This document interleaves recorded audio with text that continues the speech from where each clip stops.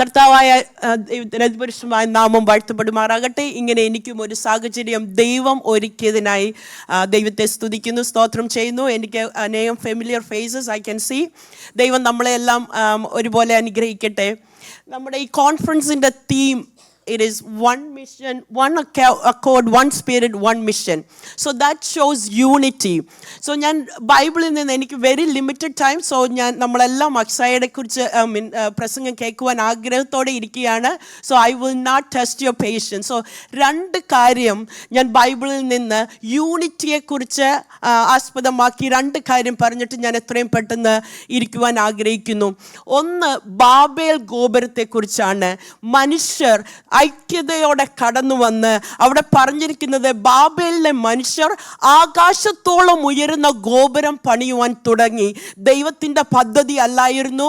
ദൈവം പോലും അവരുടെ അറ്റൻഷൻ പിടിച്ചു പറ്റുന്നത് പോലെ അത്രയ്ക്ക് ഐക്യതയോടെ അവർ ബാബേൽ ഗോപുരം പണിയുവാനുള്ള സിറ്റുവേഷൻ തുടങ്ങിയപ്പോൾ ദൈവം പറഞ്ഞു, ഇവരുടെ ഐക്യത കണ്ടിട്ട് എനിക്ക് അസൂയ തോന്നുന്നു, ഇവർക്ക് അസാധ്യമായിട്ട് ഒന്നും കാണുകയില്ല. അതുകൊണ്ട് ദൈവം ഇറങ്ങി വന്ന് അവിടെ അവരുടെ ഭാഷ കലക്കി കളയുവാൻ ഇടയാക്കി. അവിടെ ഉൽപ്പത്തിയിൽ അങ്ങനെയാണ് പറയുന്നത്. പിന്നെയോ ജോഷുവയിലേക്ക് കടന്നു വരുമ്പോൾ യെരിഹോ മതിൽ അത് ഭയങ്കര തടസ്സമായത്, ഇസ്രായേല്യർക്ക് അത് തകർക്കുവാൻ കഴിയാൻ വയ്യാത്തതുമായ ആ കോട്ട കടന്നു വന്നപ്പോൾ അവർ ഒരുമയോടെ പരിശുദ്ധാത്മാവിൻ്റെ നിറവോടെ ഇവിടെ കാണുവാൻ കഴിയുന്നത് ആ രണ്ട് ഇൻസ്റ്റൻസും അവിടെ ആ യൂണിറ്റിയെ കാണുന്നു.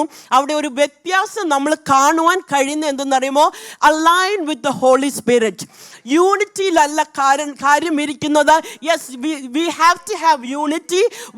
Unity, it is always powerful, but we have to have an alignment with the Holy Spirit.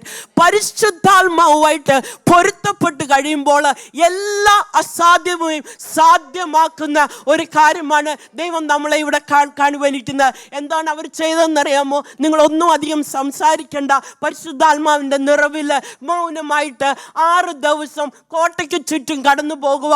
7-ാം ദിവസം കർത്താവ് യഹോവ എനിക്ക് വലിയവ ചെയ്തു എന്ന് പറയുവാൻ തക്കവണ്ണം പരിശുദ്ധാത്മാവ് അവിടെ ഇറങ്ങി പ്രവർത്തിച്ചതാണ്.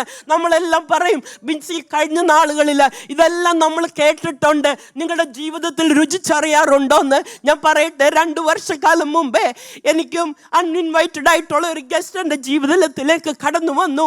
2 വർഷം മുമ്പേ എനിക്ക് ഡോക്ടേഴ്സ് പറഞ്ഞു, 6 മാസമേ ഉള്ളൂ നിനക്ക് ജീവിക്കുവാൻ, also with the help of all the medication, all the radiations. അത് കഴിഞ്ഞപ്പോൾ 2ാമത്തെ കീമോയുടെ സെക്ഷൻ വന്നപ്പം അവരെ എൻ്റെ എൻ്റെ ലിവർ ഫെയിലിയർ ചെയ്തു. അത് കഴിഞ്ഞപ്പോൾ എന്നോട് പറഞ്ഞു, ഞങ്ങൾക്ക് 6 മാസം പോലും നിനക്ക് തരുവാൻ തയ്യാറില്ല. ഞാൻ ദൈവസന്നിധിയിൽ കുമ്പിടുവാൻ തുടങ്ങി. ഞാൻ മുട്ടാത്ത ഡോട്ട്സുകളില്ല, ഞങ്ങൾ പോവാത്ത കാണാത്ത ഡോക്ടേഴ്സ് ഇല്ല. ജീവിക്കുവാൻ ആഗ്രഹം കൊണ്ട് പല രീതിയിൽ ഞാൻ പലവിധമായ എൻ്റെ കണക്ഷൻസ് ഉപയോഗിച്ച് ഞാൻ ഒരു സെക്യൂർമെൻ്റ് അല്ലെങ്കിൽ ഒരു ക്യൂർ സംഭവിക്കുവാൻ വേണ്ടി നോക്കി. പക്ഷെ ദൈവസന്നിധിയിൽ ഞാൻ കുമ്പിട്ടപ്പോൾ എന്നോട് പറഞ്ഞു, പരിശുദ്ധാത്മാവുമായിട്ട് ഒരു അലൈൻമെൻറ്റ് നിനക്ക് വേണം നിൻ്റെ ജീവിതത്തിൽ. Yes, I was born and brought up in A Pentecostal family. ഞങ്ങളുടെ വീട്ടിൽ അനേകം പാസ്റ്റേഴ്സ് ഉണ്ട്, എന്നാലും പരിശുദ്ധാത്മാവുമായിട്ട് ഒരു അലൈൻമെൻറ്റ് എൻ്റെ ജീവിതത്തിൽ ഇല്ലായിരുന്നു. ആദ്യം എന്നോട് പറഞ്ഞു, നീ മാതാപിതാക്കളോട് പോയി നിരപ്പാക്കുവാൻ പറഞ്ഞു. ഞാൻ എൻ്റെ പേരൻസിനോടും ഇൻലോസിനോടും ഞാൻ പറഞ്ഞു, യെസ് ഓഫ് കോഴ്സ്, ഇത്രയും നാളും ഞാനൊരു മരുമോളോ മകളോ നിങ്ങൾക്ക് ആവശ്യമാകുന്ന രീതിയിൽ ഫിസിക്കലി, മെൻ്റലി, ഇമോഷണലി എല്ലാം നിങ്ങളെ സപ്പോർട്ട് ചെയ്തിട്ടുണ്ട്. ഞാൻ spiritually I was in there. ഞാൻ അവിടെയും അവരോട് ദൈവത്തോടും എൻ്റെ പേരൻസിനോടും ഞാനൊരു സ്പിരിച്വൽ അലൈൻമെൻറ്റ്, ഒരു ഹോളി സ്പിരിറ്റിനോട് അലൈൻമെൻറ്റ് ചെയ്യുവാനിടയായി. അത് കഴിഞ്ഞപ്പോൾ എന്നോട് പറഞ്ഞു, നിൻ്റെ ഹസ്ബൻഡുമായിട്ടുള്ളൊരു സ്പിരിച്വൽ അലൈൻമെൻറ്റ് നിനക്ക് നടത്തിയേ പറ്റത്തുള്ളൂ. ഞങ്ങളുടെ ജീവിതം കഴിഞ്ഞ 25 വർഷം ഒരു ടഗ് ഓഫ് വാർ ആയിരുന്നു. പുള്ളിക്ക് ദൈവസന്നിധിയിലേക്ക് പോകുന്നത് ഇഷ്ടമാണ്, ദൈവത്തിന് വേണ്ടി പ്രയോജനപ്പെടുന്നത് ഇഷ്ടമാണ്. പക്ഷേ എൻ്റെ ജീവിതം എന്ന് പറഞ്ഞാൽ ഈ ലോകത്തിൽ you only have one life, let's enjoy it. ആ ഒരു ആറ്റിറ്റ്യൂഡായിരുന്നു. ഞാൻ ദൈവസന്നിധിയിൽ പറഞ്ഞു, കർത്താവേ, ഇനിയുള്ള ജീവിതം എനിക്ക് വേണ്ടിയല്ല, എൻ്റെ ദൈവത്തിന് വേണ്ടി പ്രയോജനപ്പെടുവാൻ ആ ഒരു സ്പിരിച്വൽ അലൈൻമെൻറ്റ്. അത് കഴിഞ്ഞപ്പോൾ ഞാൻ ഓർത്തു ഞാനെല്ലാം ഓക്കെ ആണെന്ന്. പിന്നെ ദൈവസന്നിധിയിൽ ഇരുന്നപ്പോൾ എന്നോട് പറഞ്ഞത്, ഇല്ല, നീ മൂത്ത മകൻ മകന് വേണ്ടി, എൻ്റെ മൂത്ത മകന് ദൈവവേലയ്ക്ക് വേണ്ടി പോകണമെന്ന് പറഞ്ഞപ്പോൾ ഏറ്റവും നിരുത്സാഹപ്പെടുത്തി എന്തെല്ലാം അവനെ പറയാമോ, എങ്ങനെയെല്ലാം കളിയാക്കാമോ അതിലെല്ലാം ഞാൻ കളിയാക്കിക്കൊണ്ടിരുന്നു. ഉടനെ 4 വർഷമാണ് എന്നോട് ബെഗ് ചെയ്തുകൊണ്ടിരുന്നത്, ma'am I have to go for God's work. ഞാൻ പറഞ്ഞു പറ്റത്തില്ല ജോഷുവ, നീ പഠിക്കാൻ മിടുക്കനാണ്, നീ എന്തെല്ലാം പഠിച്ചു കഴിഞ്ഞോ, വേണമെങ്കിൽ അതൊക്കെ കഴിഞ്ഞിട്ട് നിനക്ക് പോകാം. എൻ്റെയും പ്ലാൻ എന്ന് പറഞ്ഞാൽ എന്താണെന്ന് അറിയാമോ, ഒരു പെൻഷൻ ടൈം കഴിയുമ്പോൾ ആഫ്റ്റർ 65 ദൈവവേലയ്ക്ക് വേണ്ടി ഇറങ്ങാമെന്നൊക്കെ ആയിരുന്നു. അപ്പോൾ ഞാൻ ജോഷുവയെ വിളിച്ചിട്ട് പറഞ്ഞു, പൊന്നുമോനെ നിന്നോട് ഞാൻ ചെയ്തതൊക്കെയും നിന്നെ ദുഃഖിപ്പിച്ചത് അവനൊരു തമാശയായിട്ട് എടുത്തെങ്കിലും ഞാൻ പരിശുദ്ധാത്മാവിനെ ദുഃഖിപ്പിക്കുകയായിരുന്നു. അതിനോട് കുഞ്ഞിനോട് ഞാൻ ക്ഷമ ചോദിച്ചു കഴിഞ്ഞപ്പോൾ now this is the time God is going to work in you.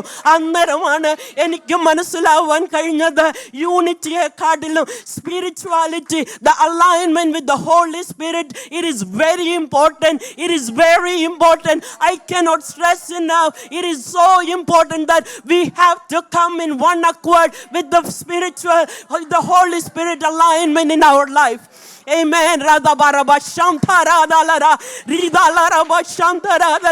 ആത്മാവിന്റെ പ്രവാഹം നമ്മളിൽ നിന്ന് ഒഴുകണമെന്നുണ്ടെങ്കിൽ ആ പരിശുദ്ധാത്മാവിന്റെ നിറവ് നമ്മളിലേക്ക് വരുവാനിടയാകണം. ഞാൻ എൻ്റെ ഇനിയുള്ള ആഗ്രഹം എന്താണെന്ന് അറിയാമോ? പേർ വിളിക്കും നേരം കാണും, അന്നേരം എൻ്റെ പേര് കാണണം. അതാണ് നമ്മളുടെ എല്ലാ ആഗ്രഹം. ഒരു NRI കോൺഫറൻസ് ഒന്നും മാത്രമല്ല, നമ്മളെല്ലാം നെഞ്ചോട് നമ്മുടെ കൈ ചേർത്തിട്ട് ഒന്ന് പറയാമോ, പേർ വിളിക്കുമ്പോൾ എൻ്റെ പേരും കാണണം, പേർ വിളിക്കുമ്പോൾ എൻ്റെ പേരും കാണണം. ഞാൻ ചെയ്യുന്ന ഏത് പ്രവൃത്തിയും ഒരു ഹോളി സ്പിരിറ്റിൻ്റെ അലൈൻമെന്റ് ഇല്ലാതെ, അല്ലെങ്കിൽ ഒരു പൊരുത്തപ്പെടലില്ലാതെ ജീവിതത്തിൽ ഒന്നും നടക്കുകയില്ല. അങ്ങനെ സ്പിരിച്വലി ഹോളി സ്പിരിറ്റിൻ്റെ അലൈൻമെന്റിൽ നമ്മൾ നടക്കുവാണെങ്കിൽ ഉണ്ടല്ലോ, പേർ വിളിക്കും നേരം കാണും. എൻ്റെ പേരും ആ വിശ്വസ്തയോടെ നമ്മൾ ഇനിയെപ്പോഴേ എന്നാണ് എപ്പോഴാണ് കാണുന്നതെന്ന് നമുക്കറിയത്തില്ല. നിങ്ങളെൻ്റെ സാക്ഷ്യം ഓർക്കണമെന്നില്ല, ഞാൻ ഏത് വാക്യം വായിച്ചു എന്ന് ഓർക്കണില്ല. പക്ഷെ ഒരു കാര്യം ഓർക്കണം, പേർ വിളിക്കുമ്പോൾ നമ്മളെല്ലാം അവിടെ കാണണം. നമ്മുടെ ഐഡൻറ്റിറ്റി അതായിരിക്കണം, നമ്മുടെ ഐഡൻറ്റിറ്റി അതായിരിക്കണം. പേർ വിളിക്കുമ്പോൾ എൻ്റെയും പേരവിടെ കാണുവാൻ വേണ്ടി നമ്മളെല്ലാവരും കൈകോർത്ത് പിടിച്ചിട്ട് ഒരു ലേബലിൻ്റെ പുറകിലല്ല വേണ്ടയോ, പിന്നെയോ ക്രിസ്തുവിൽ നമ്മുടെ ഐഡന്റിറ്റി എപ്പോഴും ആയിരിക്കണം. അങ്ങനെയാണെങ്കിൽ ശക്തമായിട്ടോ നമ്മളെ ഓരോരുത്തരെയും കർത്താവ് ഈ ദിവസങ്ങൾ എടുത്ത് ഉപയോഗിക്കുമെന്നുള്ള ഫുൾ അഷുറൻസോടെ ദൈവം നമ്മളെ ഓരോരുത്തരെ അനുഗ്രഹിക്കട്ടെ. ആമേൻ.